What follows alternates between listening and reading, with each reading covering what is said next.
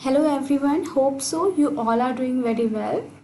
Now we will do question answers of second chapter. I hope so you have already understood very well that chapter. If you will have any doubt, you can ask me, no problem. Okay, so now question answers time. Your first question is, wait a minute. Your first question is complete the wave diagram. This is your wave diagram that there was a question that Anil virtues and Hari's vices. You have to write 4 right? So Anil virtues, if you will talk about virtues is what? A positive characteristics about someone. Okay, so you know that in that story there were two characters. The first one is Anil and the second one is Hari, right so Anil के बारे में आपको वो characteristics लिखते हैं that is positive attitude so he was soft spoken easy going humble and kind hearted right understood clear good now and what about Hari voices voices means होते हैं negative attitude मतलब निगेटिव कैरेक्टरिस्टिक्स ओके तो हरी के negative characteristics बताने हैं he was robber he was cunning cheater and flattery nature okay so clear good now next question is what insert the appropriate word phrase given below in the sentence that follow okay so these are your options and these are your questions you have to read this fill in the blanks question and select option from here so what is your first question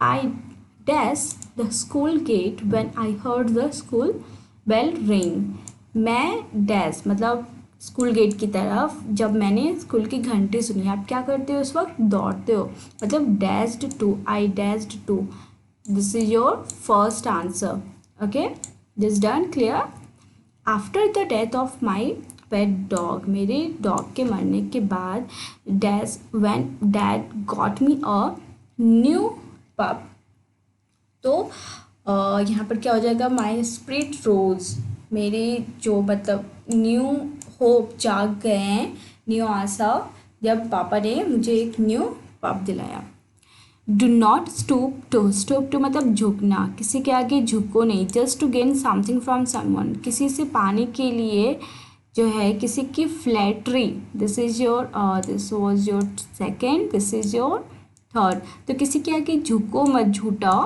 कुछ बस पाने के लिए the artist completes his paintings by fit and starts artist जो था किसी तरह irregular वे में अपने पेंटिंग्स को कंप्लीट कर लिया understood okay the crime went dash for 11 years undetected crime क्या हुआ अनडिटेक्टेड रहा 11 ईयर्स तक oh my god well when the baby saw its mother it gave appealing smile attractive smile clear समझ में आ गया good next question is this find from the text the collocation for the following तो आपको colocation बनाने colocation अब क्या होता है व्हाट इज कोलोकेशन कोलोकेशन क्या होता है it refers to a group of words that often go together that are likely to occur together देखो अब यहाँ पर समझो collocation and compound word you must draw compound words are different from colocation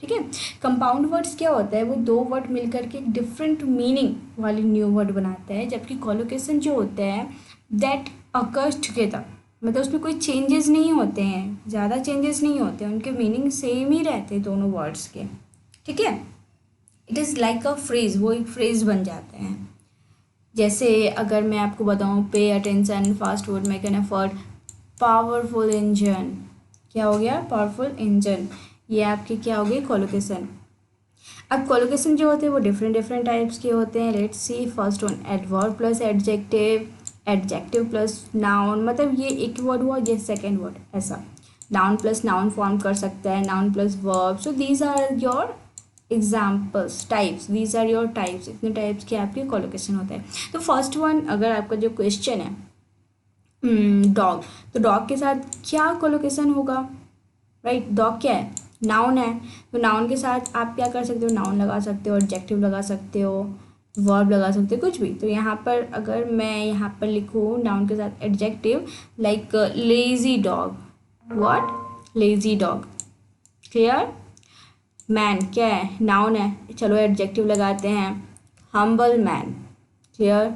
ticket क्या है, noun है, noun के साथ क्या लगा सकते हो आप, वर्ब लगा सकते हो, नाउन लगा सकते हो, तो ticket counter, noun plus noun हो गया। स्लोली, स्लोली के साथ स्लोली क्या है, वर्ब है ना, तो मतलब आप यहाँ पे वर्ब लगा सकते हो, ईट स्लोली। अंडरस्टैंड, समझ में आ रहा है, होप सो समझ में आ रहा होगा। ये क्या है, ड्रिजल, ड्रिजल के साथ आप क्या लगा सकते हो, पैची ड्रिजल, एडजेक्टिव हो गया। पैची मीन्स इरेगुलर, मतलब कहीं पर बारिश होती है ना थोड़ी थोड़ी किसी किसी एरिया में हल्की सी, तो उसे कहते हैं patchy drizzle.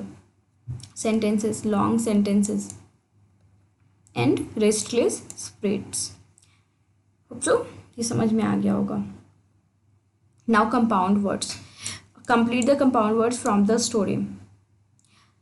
Okay, now see, are formed when two or more words are joined together. Compound words मैंने बोला ना, वो टू और मोर वर्ड्स तो मिलते हैं बट न्यू मीनिंग देते हैं वो, ठीक है। जैसे सन और फ्लावर मिलकर क्या बन जाता है, sunflower, right, understand. Okay, so this is your, okay, यहाँ पर भी कंपाउंड वर्ड्स जो होते हैं ये भी आपके 3 टाइप्स के होते हैं। कौन कौन से, closed form, open form and hyphenated. Closed form that is your mail and box, दोनों मिलकर एक वर्ड सिंगल वर्ड बना दिया, that is mail box. Open form ice and cream, दोनों अलग अलग है बट फिर भी ये एक सिंगल वर्ड का काम कर रहे हैं। हाइफनेटेड, हाइफन इसे बोलते हैं ना, तो फादर इन लॉ, ये भी एक वर्ड है बट हाइफन का यूज़ करके, समझ में आ गया। So these are your 3 types of compound words. So your question, oil, oil के साथ कंपाउंड वर्ड क्या बन जाएगा, oil proof, 55, easy going, clock tower, moon light, understand, good. Now next, frame WH question to get the answer underlined. Okay, so see here, this is okay, change the first person pronoun to the second person where necessary. WH question आपको बनाने हैं, this is your answer. Okay, आप answer क्या है, I hurried back to the room. तो यहाँ पर अब देखो क्या है, to the room, I hurried back, यहाँ पर ये क्या हुआ, आपको इसके क्वेश्चन बनाने हैं, दिस इज योर आंसर।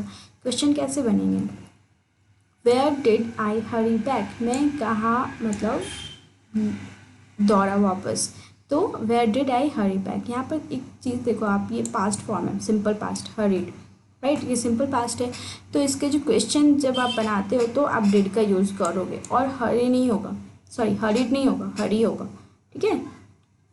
इसका जो फॉर्म ऑफ वर्ब है वो चेंज हो जाता है आपको अगर सिंपल पास्ट याद होगा तो।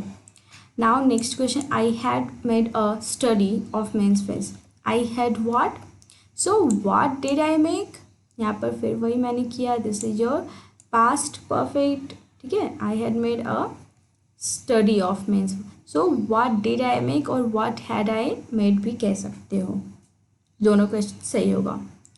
Now, I drew attention. I drew them out without a sound. How did I drew them out? How did I draw them out? This is your question. Past form, did. ठीक है, because यहाँ पर drew था, that's why. The poor man showed acceptance. तो this is also past. तो क्या हो जाएगा, who? तो the poor man. Who did show acceptance? The poor man. This is your answer. This is your question. I made tea in the morning, मैंने सुबह में चाय बनाई, I made tea in the morning, so when did I हाँ मेरी T, यहाँ पर made नहीं होगा, मेक होगा, मेड टी। समझ में आई, होप सो आपको ये समझ में आ गया होगा। और ये तो एक्टिविटी बेस्ड क्वेश्चन आंसर्स थे जो आपके 2 मार्क्स के आते ही आते हैं, डेफिनेटली आते हैं, ठीक है।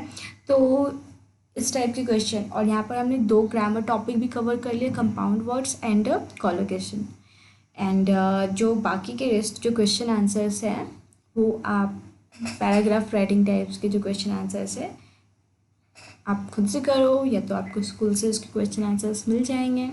फिर भी अगर क्वेश्चन नहीं समझ में आ रहा है कुछ भी, then you are feel free to ask any questions in the comment section और व्हाट्सएप, ठीक है। कहीं से भी कोई भी प्रॉब्लम होता है पूछो, चलो ठीक है, थैंक यू।